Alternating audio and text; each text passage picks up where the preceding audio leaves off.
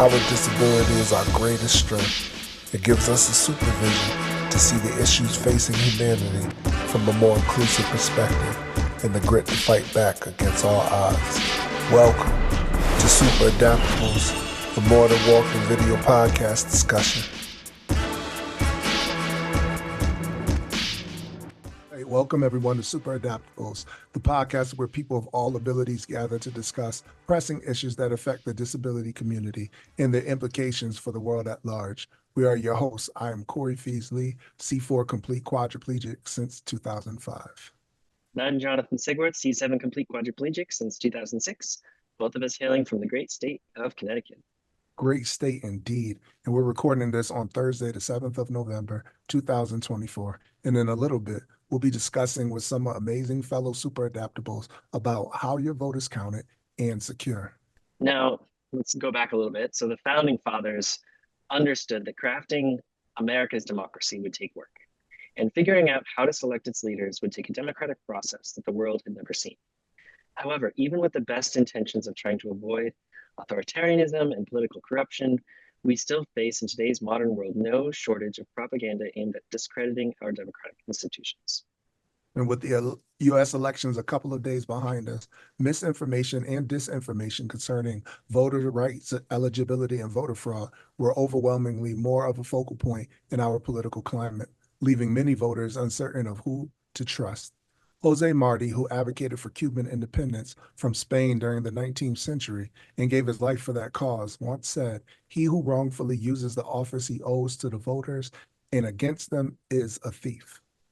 In other words, any politician who perpetuates lies for political gain is wrong and more fraudulent than the aspersions they cast.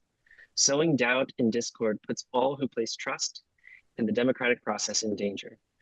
Leading up to the election, Corey had the opportunity to speak with one of the registrars of voters in my hometown of Stratford, Connecticut, by the name of James Simon, a Democrat who gave answers to some of the most important questions and concerns voters needed to know before heading to the polls. So Corey, could you highlight some of the information that you found out? Yeah, John. So speaking with James was very informative, and it reassured me that every American, whether Democrat, Republican, Independent, can participate in a safe, civil, free, and fair election process. And there were a few key points that I took away from our conversation. So one of the first ones, James spoke about the many safeguards surrounding submitting your ballot. Republicans and Democrats both verify and count the ballots together to make sure both registrars are accountable to each other and, even more importantly, the people. Additionally, ballots are placed in a secure drop box. He also cautioned that the more you move away from November 5th, more safeguards are needed to be in place to deal with untruthful rhetoric. And we have a clip of him speaking to that. John, you can roll that.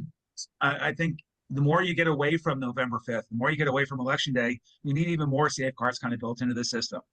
There's one famous Republican who says there's a fat kid in New Jersey in his parents' basement filling out hundreds of absentee ballots. Well, at least in Connecticut, that just isn't the case. You have to apply for an absentee ballot with your name on it. We check to see if you're registered to vote. You only get one ballot. It has a barcode on it. You have to return it by 8 o'clock on November 5th. You're checked off so that you can't also vote early. You can't also vote on Election Day. So there are all kinds of safeguards built into the system. And, you know, again, like I reiterated from earlier, that made me feel really secure, you know what I mean? Because years of hearing it, whether it's in a news cycle, different media outlets, it makes you, question sometimes like, okay, well, how are these things actually tabulated? And, he also explained the real issue behind any voter discrepancies are millions of ballots aren't being cast in favor of one side versus the other. It's really on the voters to be diligent in filling out their ballot. He uses the example of when you have to fill out information and the instructions are explicit. They tell you to bubble in the circle. People may do like a check mark or X in place of the circle, and the machines are unable to tabulate the votes correctly. So it's really incumbent on us to make sure that we're filling out the paperwork right. And then finally, throughout the elections, there has been a keen focus on how you cast your vote. James emphasized that one of his greatest accomplishments was being able to assist those who weren't able to make it to the polls, such as people in nursing homes or rehab facilities. And we have some, footage of him speaking to that as well. One of the proudest things is in Connecticut, in Stratford, there are 10 polling places plus the basement of town hall. So we have 11 of these IVS machines to help people with disabilities vote. If you are blind, if you are deaf, if you are quadriplegic, we have a machine that has endless adaptations to kind of help you vote. And for the first time in my 4 years, I saw a blind woman come in. She asked for a little bit of help. She had a touch pad that she knew how to manipulate. She had headphones put on. It's arranged kind of with Hartford. They know the list of candidates in Stratford. Candidates for president kind of read to her. She pushed whatever button she wanted to. It literally prints out a conventional ballot with her name on it. We quickly close it up so we don't see it, and we kind of put it into an envelope. And it just thrilled me that she was able to vote. So James ended by saying that they shouldn't lose their ability to vote. They're Americans. And it kind of, strikes me that it's the first time in 4 years that he saw a blind person come in and vote. And the first thing that says to me is there's not enough people with disabilities of any kind coming in to vote, because there's definitely more of us than just 1 in 4 years. But Corey, now that the elections are over and many of us are becoming increasingly or decreasingly anxious, depending on how you feel about what will happen next, it's important to remember that our work always has been and remains far from finished. Yeah, and essentially, we're not done yet. We have to keep pushing so that our issues that directly affect our community can be spotlighted. But with that, we want to welcome the other super adaptables with us today. And as we call on you, say hello, your name, where you're calling from, your disability, and briefly, what is something that you're grateful for? So, Amber, I'd love for you to take that. Hi, I'm Amber Reese. I have spastic cerebral palsy. I'm 31 years old and I'm just grateful to have life. So, yeah. Nice. Welcome, welcome, welcome back. Everett. I am Everett. I'm a T6 complete, and I've been injured since 2014. And I'm just very grateful that I have the mobility that I have. And I'm take that gratefulness seriously, because I visit two homebound people, and I'm just thankful that I'm able to get out and get around. And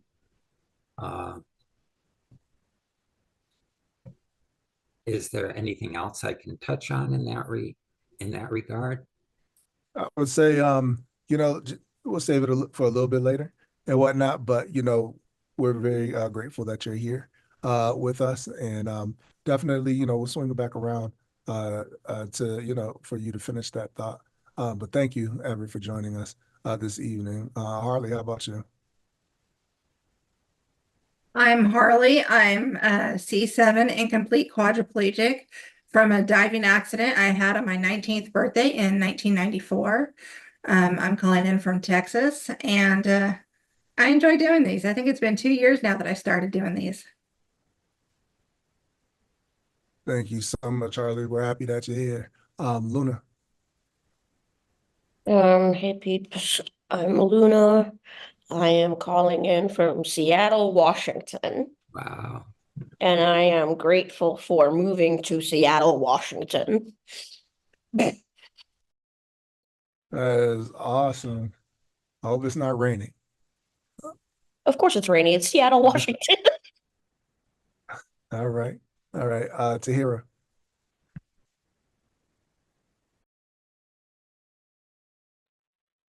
My name is Tahira Johnson.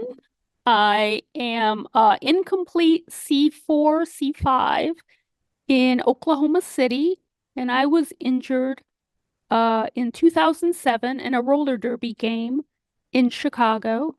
And I am grateful for my friends and the fact that I work and for this group. Thank you. Awesome, awesome. And in the chat, Jessica is joining us. Jessica is a C3, C7 incomplete.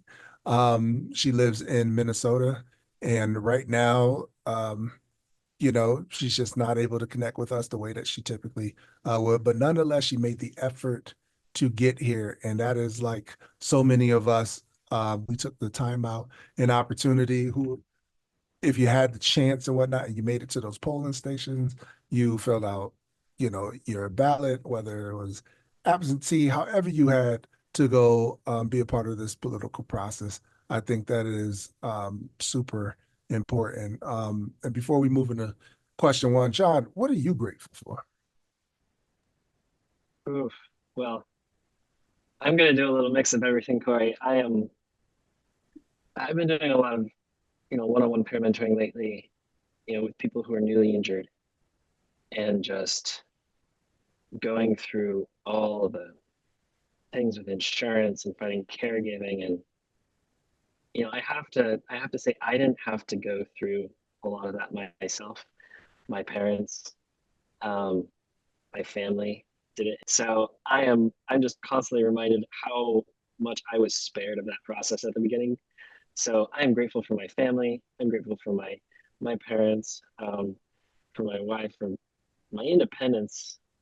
It's such a long journey, and seeing how much more difficult it could have been for me, and how difficult it is for many of us.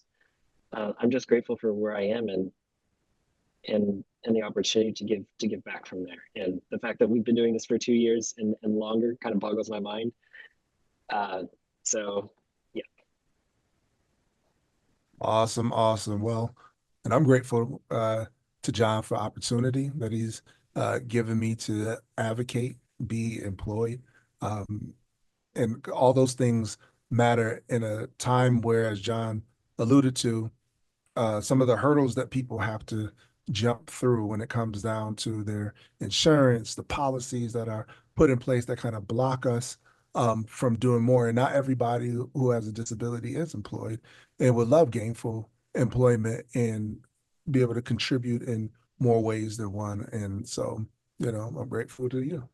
So, question one, right? So, in the United States, every 4 years, citizens who are eligible get the opportunity to cast their vote for the next president.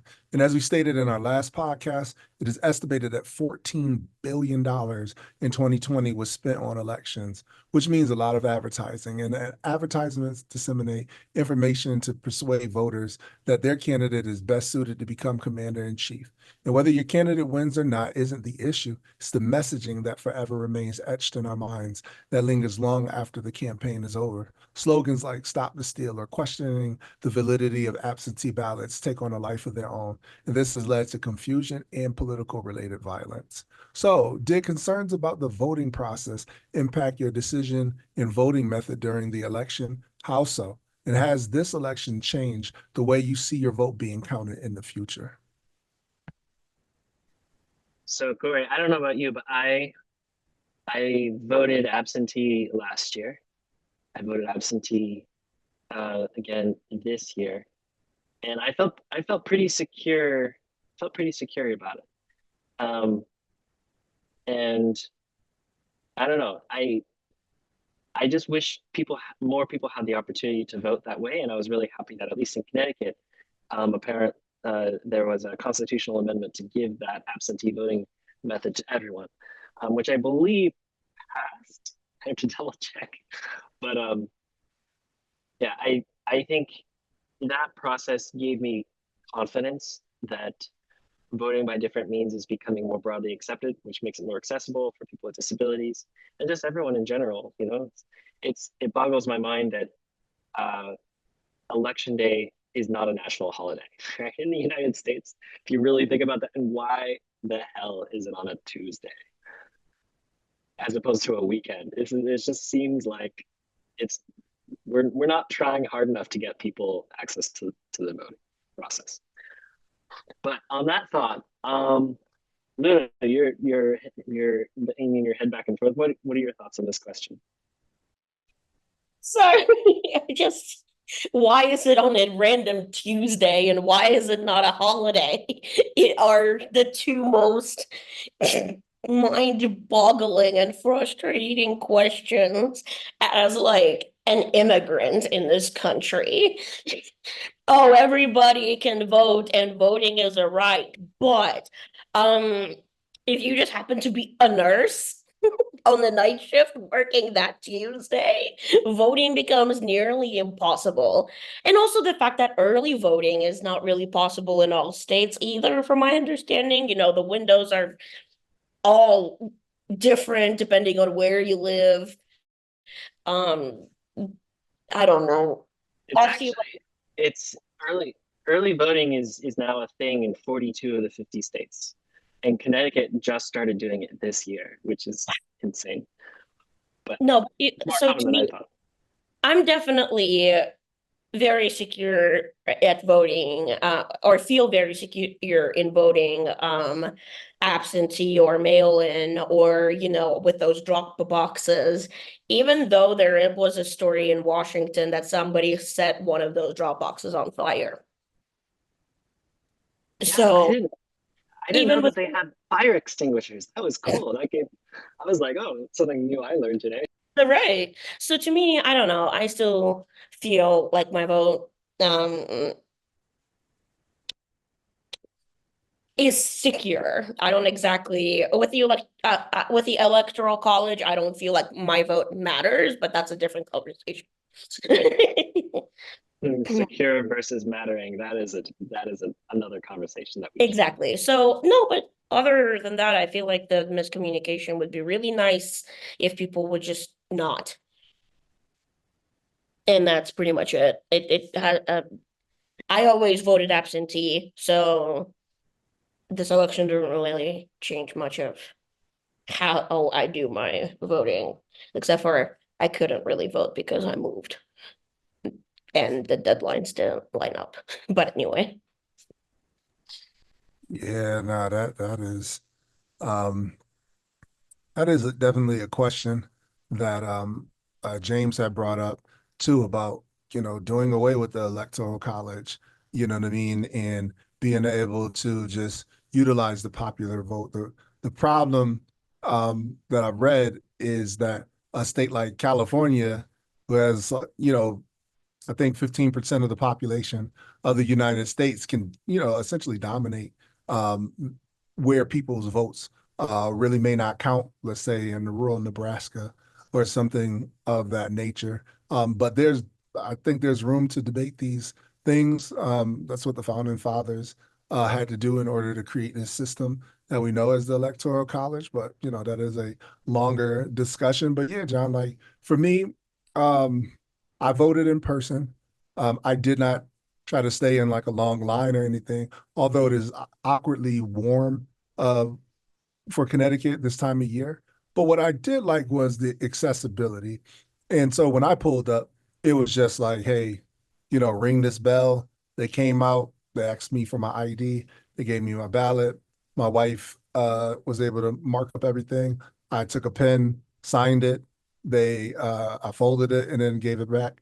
And that was it. And the process was seamless. I didn't feel anxious about it. I didn't feel awkward about it. So, for me, I didn't feel like the need to change my method. I did it earlier, I would say, than most, because like you guys said, it's kind of weird like on a Tuesday. It's like my kids was just in school Monday, and I gotta bring them here on this random Tuesday and try to make them like stay there for hours on end and say, hey, why not allow them to learn about the electoral process? Their brains are already fried. So it's just, you know, I like that I was able to just go ahead and vote with that type of convenience. And as long as those things stay in place, I think that's absolutely fine. But Tahira, how about you?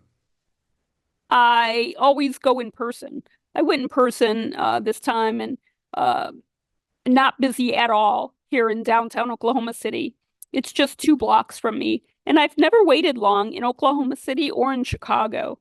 So I've never seen a really busy one when I voted. I guess I haven't lived in those areas. But Yeah, I I do kind of assume that the system works pretty well as far as the security. I guess I haven't really seen any or heard anything to make me feel like my vote's not really going to be counted or something like that. But yeah, I always vote in person. So So yeah, I mean, this year it was the first time that I realized I could track the status of my mail-in ballot, which I didn't realize before. So that gave me extra confidence too. Everett, how about you? What was your experience like if you voted? Um, well, I moved to Durham a year and a half ago. So the last time I was in Shelton, I was bedridden. So I did a mail-in vote. And what impressed me was it was serialized. So my name was attached to a serial number. And I felt very confident about that. And then when I moved up to Durham, I went in and registered with the town clerk. And because I've gone for in town, uh, in person voting, for the offices in our town, and felt very confident with that, you know. Uh, and this election, I did the early voting, and the early voting was just going to the town hall. And actually, I sat in the clerk's office, and so he looked up my registration to vote in town and, looked at my driver's license. And of course, they're right across the street from me. So I didn't have to go far. But I went early because I just didn't want to go to the community center because I knew on that day it would be crowded. And it was just nicer for me to go over to City Hall. Um, and I was pleasantly surprised how accessible the building was because it was built in like the 1740s. Uh, but It sounds like I felt it's very like secure. Uh, they escorted me into a little booth. There was a woman sitting right there on the other side of the booth. And when I completed my sheet, they had this envelope that you put it in and you seal it. And the envelope was serialized. So I felt very confident with the procedure that they had. Plus, it's kind of nice because I rolled in and everyone knows me because I live across the street and I go to the hairdresser next door. yeah, I was about to say you go into the clerk's office. It sounds like you know him. It sounds like you're gonna have a cup of coffee together Yeah. while you turn in your vote. Well, I stopped Uh, in to see the first selectman because the last time I saw him, he was running through my bedroom frantic. Uh, I mean, part of me feels like, concerns about voter fraud. It's like when we get disconnected from our local communities where these elections happen, where we get disconnected from the people, the human beings, our neighbors. Like it's not the government, it's us. It's our yeah, communities. Like they are our neighbors who are involved in this process. And the more that we can reconnect that way, the better. And even another part of the clip that Simon uh, James Simon shared is like they go to people in hospitals who are bedridden to give them access to voting. So there are so many different ways that they work really hard to make sure, at least in Connecticut, that voting is possible. Indeed. I just wanted to Um, chime in real quick because uh, Jessica said she felt secure voting early. And, I think that's key because she actually, was running like for public office and what have you. But Amber,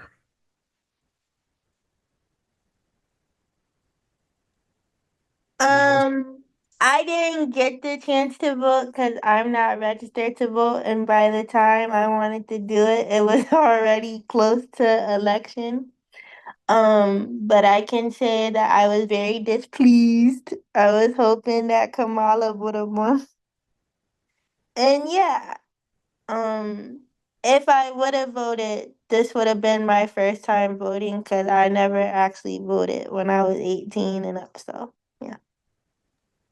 Okay, that's cool. And listen, I think there is a collective um, frustration on either side of the aisle when the person that you are wanting or champion behind, you want them to win, right? Yeah. And that level of frustration, um, I guess the bigger question is, where does it even come from that we should be so wound up in the selection process of anybody? Um, Well, not to that we hate can be an on any, example. not to cut you off, Quay, but not to hate on any Trump fans. But I feel like we're at an all-time high because who we have in office. It's not like he did anything great, when he first was in office. So, I mean, and I already heard that January are if anyone who is on disability, social security or anything like that, that he wants to lower it as well as benefits for the elderly, may get taken away. So who knows? Understood, Yeah, understood. I mean, I think that's right. Like, I I think we get wound up with the individuals because of the implications that it can have on the rest of us. Like, our leaders matter, right? And kind of tied to that, no matter who the the president was going to be this time around, as the disabled community, we still face the same challenge, and that's kind of what like we can focus on with optimism and courage is that we are still struggling to be seen from the get-go, and that struggle may be a little harder now, but it's the same thing, and we can't stop. And maybe any additional challenges will shed more light on the issue. But and also to in the future, if you're not registered in time, check your town if there's same day registration, because at least in Stratford, there was same day registration. So we always have to make sure in future elections to check that. Harley, love to get your thoughts on question one. This is I've voted for like state representatives and stuff like that before, but this was my first ever presidential voting that I've ever done in my life. And I'm 49. And for me, it's the fact of, I don't know where it comes from. It's not from my parents and stuff, but I've always been pretty much anti-government all my life, anti-war. I guess talking with hippies, I'm kind of like one of them, only on that aspect. But as for my voting experience this year, um, I don't have a state ID for Texas because I got a lot of hoops to jump through, and because I changed my name 30 years ago. And so there's certain documentation they need for me to get a state ID. And so I called up the voting office. I was like, okay, here's my situation. What can I do so I can vote? Because I know you need your state ID in order to vote. And they told me I could do what's called a hardship application. I can't remember the exact technical name for it, but it's more or less a hardship application. And it was neat. I get to the office and they had the doors open, they had people around the doors. Everybody is so friendly. They escorted me in. They took me exactly to where I needed to go, made sure I got the forms. And then I said, okay, now what? And because I thought I'd fill out the form and then wait like 24 hours for it to be approved or something.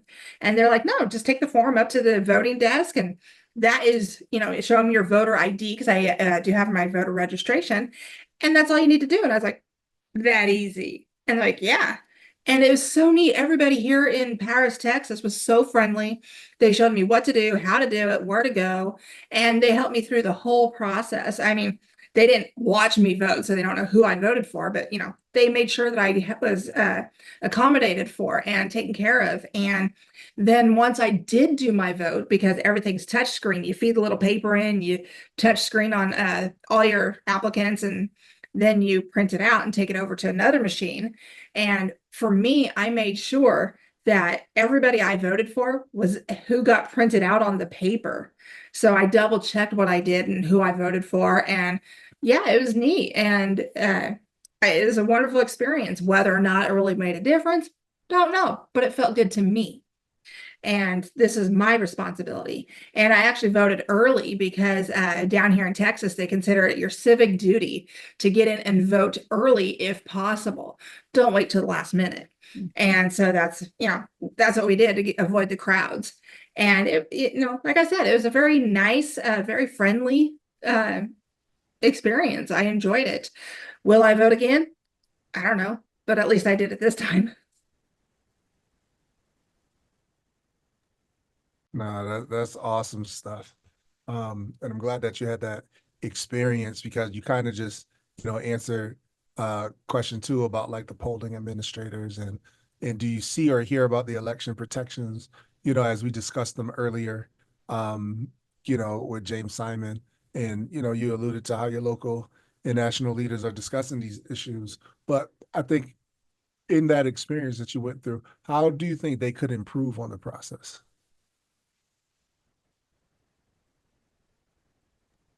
Like how they can improve the voting process here? Yeah.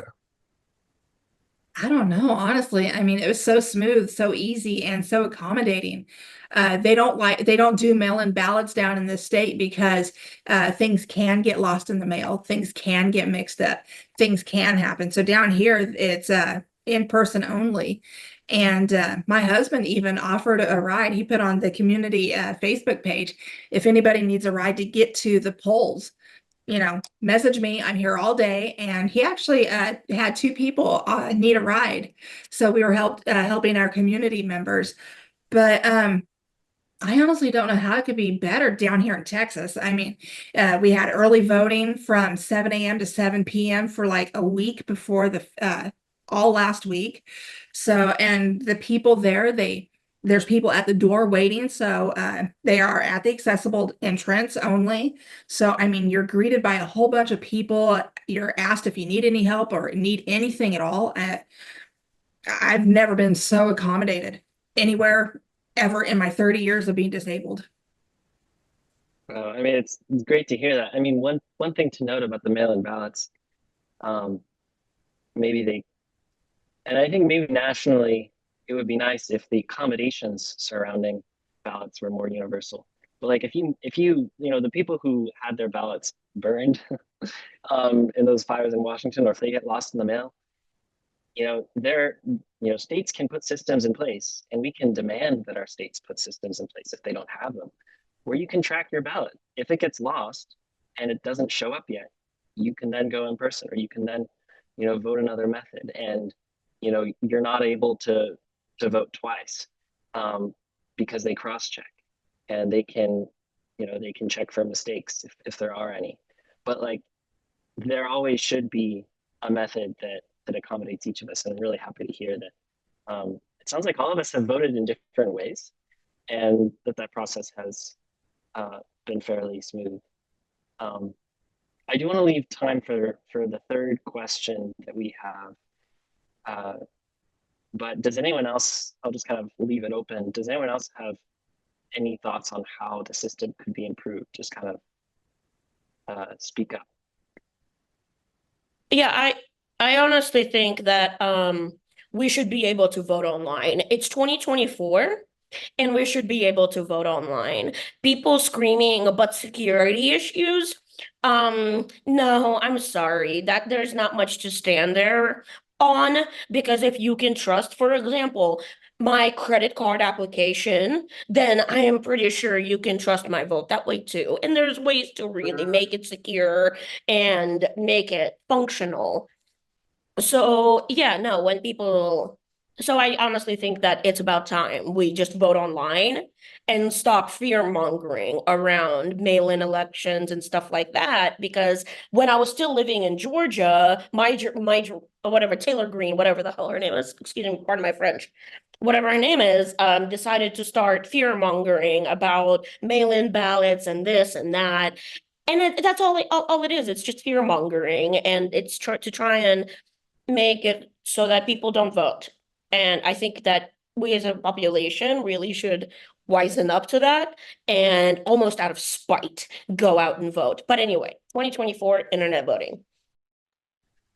Hey, I hear you. But, you know, to note though, one of the things that makes our elections so secure is the fact that every state has a different system, and the fact that most states it's all paper ballots, and that's really hard to hack. So going forward, as long as it is paper ballots, we should all be pretty confident that votes are not being switched. But any other thoughts? Oh, I was just going to say here in Oklahoma, you do have to register about 3 weeks in advance, and I don't think that's necessary if people have their ID and whatnot. That I I don't like that. And also, actually, a friend of mine here in Oklahoma City, she helped pass a bill in Oklahoma. She's blind, so that people who are blind can vote mail in, and she hopes it'll also extend out to people with other disabilities. But for now, it's for the blind. But that was a big deal because they don't really like to accommodate too much in Oklahoma. So that was pretty impressive. Awesome. Anyone else? Oh, I just wanted to add, yeah, if we do vote on election day at the community center, they do have people that will come out to your car if you can't come in and bring you the ballot. And then they put it in a sealed envelope and bring it back in. I think I'd rather make the effort to go in myself and do it rather than have someone come out. I didn't mind putting it in an envelope at the clerk's office, but I feel more confident in a rural setting than I would in a city with that. Yeah. So Yeah, maybe rural setting, fewer people, more of them. Again, that kind of connection. yeah, it's like going to Cheers bar. Everyone knows your name. My wife Yeah. sings that all the time. Yeah, it's hard to do that if you're the town clerk of the city. It's gonna run out of memory space. All right, so let's kind of go on to question 3. So, and I do want to really open this up. Maybe Corey, you have your first stab at it. But how do we push disability rights to the top of the political agenda at all levels of government? As I mentioned, we all just explained our voting experience, which really kind of goes against a lot of the rhetoric that we've heard in the US for the last 4 years about voting security. We've all had fairly secure experience. We voted in different methods. How do we, as messengers, talk about issues that affect us, but that also affect everyone else, and help get disability rights at the top of the agenda so that people feel like it's relevant to them? Because with the election of Trump, many people have voted for policies, whether most of them or not, that will cut Medicaid funding, will endanger Affordable Care Act, insurance without exclusions for preconditions, Social Security benefits, any number of things that could benefit them. And so it makes a lot of us feel really scared. And maybe some of us feel excited, we don't know, for other reasons. But again, the challenge is the same. How do we get people to care about those things if it just affects a small minority like the disabled community? What are your thoughts on that, Corey? And then we'll open it up. Yeah, I think the key is with all forms of change that occur, you need numbers. I just think it's a numbers game. You assemble a large enough movement, it forces um, politicians, it forces any system that would try to deny you access, it puts them on their heels. And that's when those changes occur. I think the problem that we face so much is that we already feel we're so dependent on the system because we are in many cases that if we kind of rattle any uh, feathers and rattle any cages and stuff like that, that those things are going to be taken away from us. So that's why we can't get married if we're receiving, benefits because then our combined income, you know, puts us over a threshold that's not set by you, it's set by a bunch of people who are able-bodied. But I think we have to get over those fears and be able to put ourselves on Front Street. And I feel like with a lot of work and working together with local politicians and state representatives and senators, I think we accomplished that by getting the timeliness of wheelchair repairs passed. We were there at the Capitol, all of us. I don't care if you was in a quickie, scooter, or a wheelchair or permobile, anything. We were there, and it was freezing.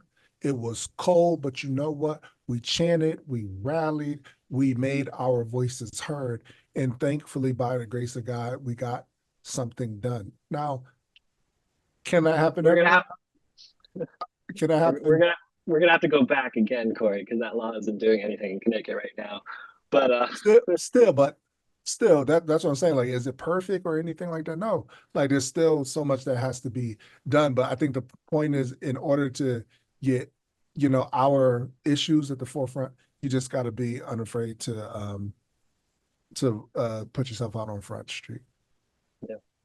And on that note, going from feeling dependent on the system to realizing, wait, we can run this system. Like we can run for office.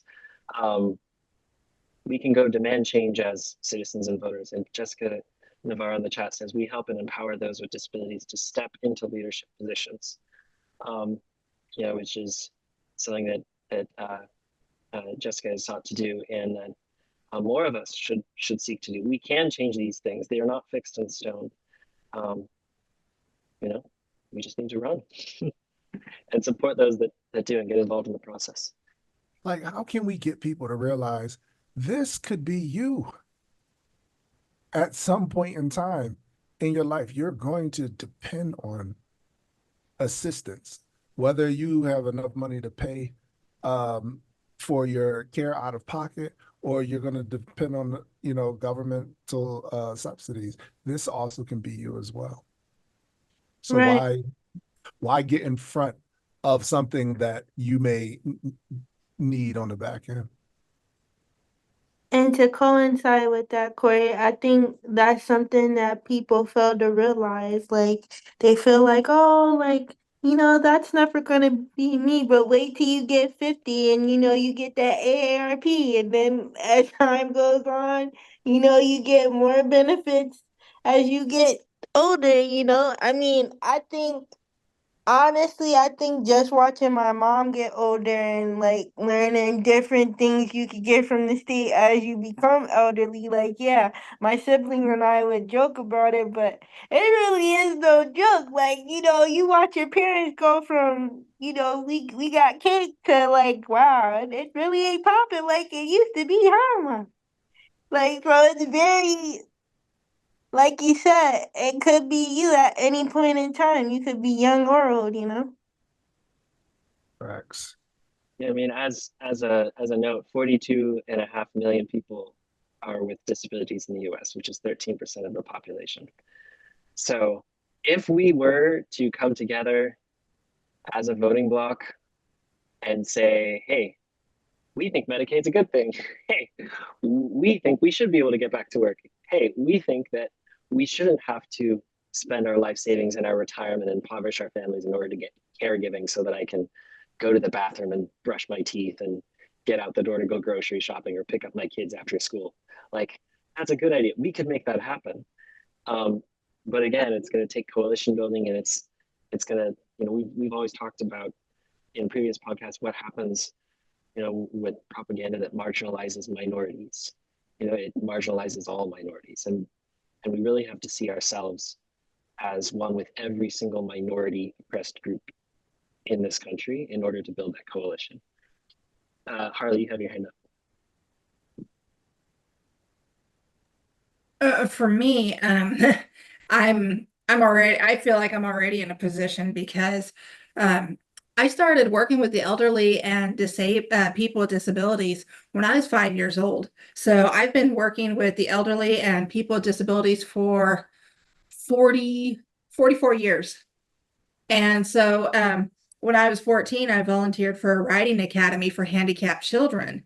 And that's actually where I bought my first horse. And so when I became disabled, I felt like I finally came into the world that I was already familiar with. I mean, yeah, I had to go through my dark moment to find myself and stuff as me and as the quadriplegic that I am. But I mean, goodness, I started public speaking 9 months after my accident with the Army Corps of Engineers to bring awareness to people. And when I did my public speaking, I would talk about my life before the accident, what I was going through shortly after the accident. And I mean, to this day, I could still remember the ambulance ride, the lights as they're wheeling me down the hallway. I remember them having to cut my necklace off because it didn't have a latch. It was just a string that I wrapped around my neck.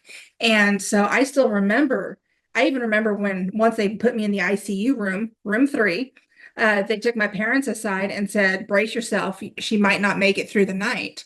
So even 30 years later, I still have all these memories. But, the very first thing I wanted to do was, okay, I need to bring awareness to others. How many other people are going through something similar? How many people have it worse than I? So like when everywhere I move, no matter when I lived in Utah, when I lived in Washington, when I lived in California, both times that I've lived here in Texas, my first thing is what can I do in that community, which is now my community because I live there? What can I do to make it better? That is always my goal wherever I go. What can I do to make it better? And like here, I moved here I was homeless for the first 2 weeks that I moved here to Paris, Texas. I stayed in a hotel. The moment I got a house, I started researching, okay, what's here? What's not here? What do they need? And so I took it upon myself to see what issues there are in this new town that I'm in. And so September 1st, I moved into this house. That October, I went to a town hall meeting and I spoke to the inaccessibility that they have in their town and that it's not just benefiting me and other people with disabilities. If you make your place accessible, it'll help your economic growth for your town because then people with strollers, the visitors that come to town will see that they're welcome here. And so I immediately got invited by the mayor to come to a city hall meeting. So I did that. And so I went from town hall to city hall, and now I'm working with them hand in hand, making accessibility things. They gave me a transition plan from 10 years ago that fell through the cracks. And I tell them, you gave me, you made the inner kid very happy because I am a legal to hurricane.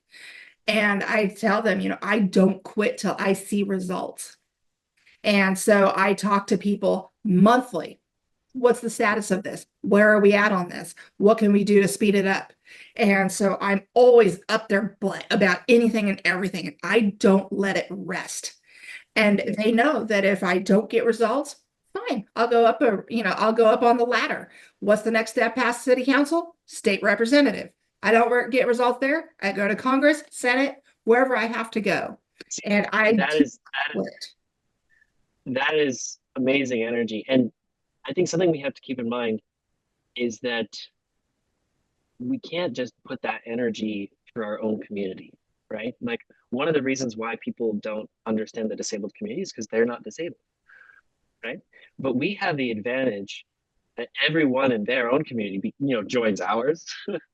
So we have, if we're open to it, we have a little insight into the liberal circles, the conservative circles, the religious circles, the atheist circles, the LGBTQ plus circles, the the immigrant circles, every circle overlaps with ours. And so I think in addition to talking about accessibility and stuff like that, I think another kind of mission is to help people understand difference and help to understand how to approach people who are living a different reality, different beliefs, different life experiences, different gender identities, different ways about going about the world than our own. And that if we can accomplish that, we can accomplish so much more than just accessibility, but really kind of mentally accessible society that is more welcoming and understanding and interested in different points of view. I know we gotta wrap it up, but does anyone else have any final thoughts before I let Corey wrap it up for us? I just really admire that, Harley, that you're out there doing those things.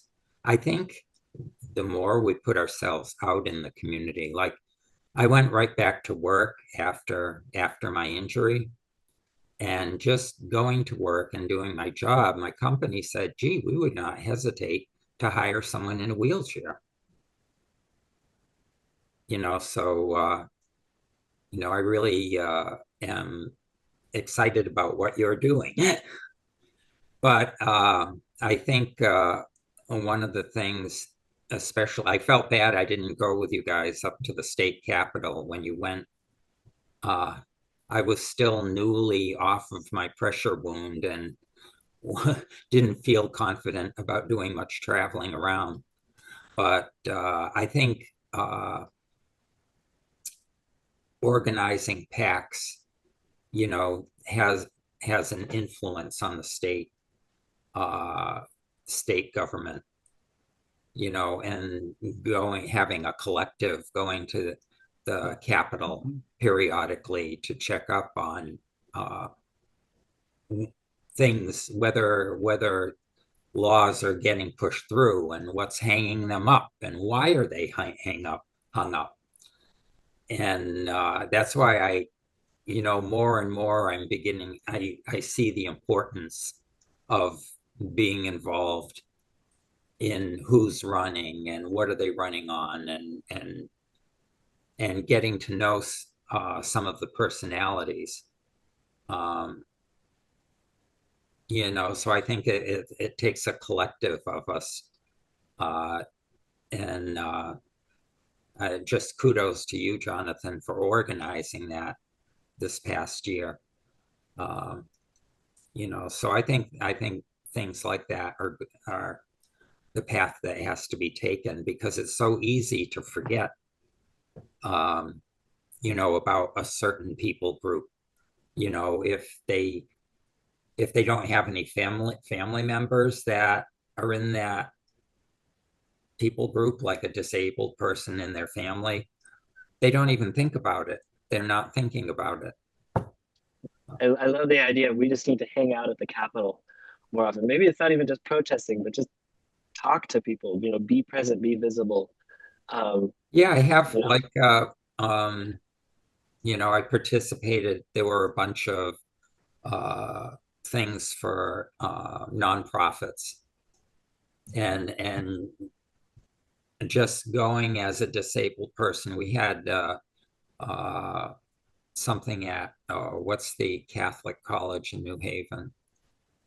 I can't remember the name, but they had a night for all the nonprofits in the area, so we went there with a table and showed people what we were doing. And I think just seeing someone in a wheelchair there, and showing them what we're doing, as far as rehabilitation. Presence is key. A lot of people just were like surprised, because like even when I go out, I never see anyone in a wheelchair. Yeah, no, that's true, Everett. Like, not to cut you off just because we're running short on time, but presence is key, right? Like, you got to make yourself visible. And without that visibility, how can any one of us expect to be seen by the general public, and for them to sympathize and learn to empathize with our condition because they recognize that, hey, you know what, I do have a cousin or I do have a family member who is aging and I'm aging as well. I just wanted to lastly get in any quick points that you guys want to make about what we can do to put our issues higher up on the political agenda. Anybody got something real quick they could just rapid fire? Remember, they work for us. They're elected. And so we have the power to make the change. And if we don't like what Exactly. they're doing for us or not doing for us, we have the power to change that. Whether we're disabled or not, we are the people. We have the power. And like people ask me, why do you do what you do? And it's like, easy. I'm an advocate. And I've been created to, as an advocate by the people. So I advocate for the people, created by the people, because somebody's got to do it. And maybe somebody doesn't have the gumption like I do. But me, I have the motto actually painted on a canvas now because I just did what's called mannequin night. So I posed as a mannequin representing Push Girls, which is a docu-series about ladies in wheelchairs. And the motto is, if you can't stand up, stand out. So I do. I make sure I stand out. I make sure I am vocal, and I make sure that people know that, I'm not going anywhere and you better do your job. Nice. Luna. Okay. The serious answer is to be in their face and, make sure you appear and haunt them in their dreams, basically. The not so serious answer is go and cripple everybody. Then it will become everybody's problem. Okay, that's obviously a joke. Anyway, that's it. Thank you for adding that. I mean, all of this is, collective thoughts, right? We're just trying to find a balance where we can all be heard and we can find value. People can see that our community is filled with valuable individuals who have so much to offer, regardless of being in a wheelchair, a walker, a scooter.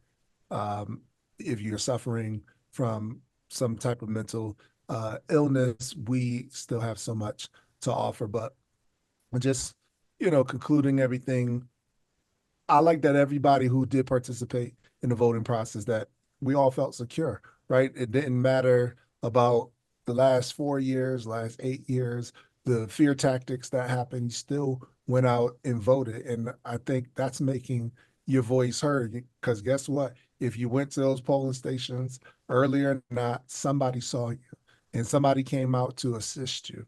And if they saw you, then they'll continue to see you as long as you're able to participate in the process. I like the different ideas that they're already trying to implement. John was able to track his ballot, the serialized ballots. But yeah, Luna's right. We need to be able to vote online, because if you can't get out the nursing home, but you do have a phone, right? What's the difference? Send you a QR code, special set of serial numbers, and it's only linked to you, then you're able to cast your vote. And I think that Jessica said something that was key. The best way we're going to make our voices heard is that we continue to help empower those with disabilities to step into leadership positions. And the more that we can do that, the more influence that we can have on the general public. But thank you guys for participating in our More Than Walking video podcast discussion.